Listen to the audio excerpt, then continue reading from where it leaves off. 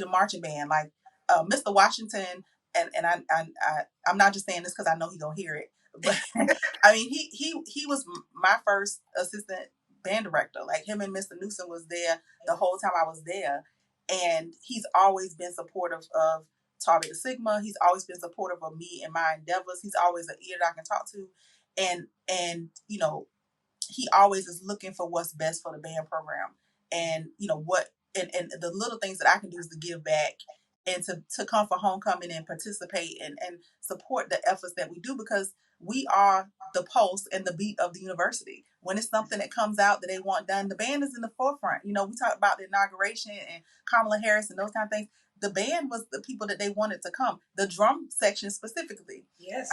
And you know, they set the tone. If they go too fast, the band goes too fast. If they off, the band is off. Mm-hmm. So they are the heartbeat of what we do. And Mr. Washington has really been pushing in positive ways to make sure that the band is seen in a positive light and that we're participating on all levels and to the best of our abilities.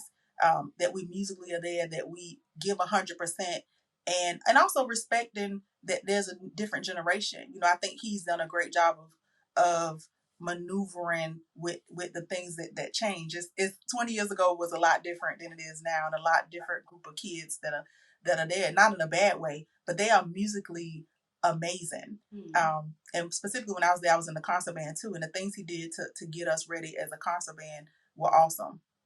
I want to add a story about Fred Irby that is really pivotal. And it is just like, Catherine, like you said, the pulse that is set. And it's also funny when you think about medicine and rhythm, because arrhythmia is when the heart is off, right? And the heartbeat is off a little bit. So there were things that I did through Howard and at Howard and with Howard, I have to say, with Mr. Irby, with Grady Tate, my private instructor, Fred Irby being the jazz band director, Mr. Washington. I would go to lunch with Mr. Irby, with different alum that were in town playing at the Kennedy Center or Blues Alley. And I would just go and sit to hear professionalism, just to eavesdrop on professionalism. I think I was telling this story yesterday, because they said, besides Howard, what were some things that impacted your career? And I said, you know, Howard is the infrastructure to my career. So my first day in Los Angeles, you know, I had all these warnings when you go to LA, be careful. Sometimes people, you know, will try to approach you and this sort of thing. But initially, before I graduated, I aimed to go to Juilliard. And like Catherine, I had a downbeat where I made all these auditions, and the final audition on campus, I didn't get awarded this particular jazz program. So I said, well, I don't want to go back home to Houston because home will be there. I wasn't recording enough to be in Nashville. And I said, okay, well, LA will be the place that I go. So first day in LA, I didn't have a car. I was going to be renting cars and skating everywhere. I was skating everywhere. And I said, I'll get the LA Weekly. I'm going to network. I'm going to sit in at jam sessions. I'm going to meet people. I'm going to get my career started. So I go to Universal City Walk, House of Blues, and walk in. And there's a band playing. There's no jam session. So I said, you know, I'll just make the best of it. I'll just be present, be here, enjoy. Not a lot of people there. And this was on a Sunday night. So the band comes down from a break, and this guy comes up to me, and he's like, hey. Hey. He's like, I know you. And I'm thinking, they told me about people like him. They're going to be coming for me. You know, so I said, no, you don't know. I just literally got here a couple hours ago. He said, no, I know you. Can I sit with you? And I said, like over there, you can sit right there. It's fine, no problem. So we're chatting, and he said, Irby, Howard, we went to lunch together. This is my first day in LA, first night. And I said, yeah. So we kept talking, and he asked me what I wanted to do. I said, I want to tour, I want to play, I want to teach, because I'm always into teaching. And he said, okay, cool. So his food came, and he said, well, go play. So I'm like, okay.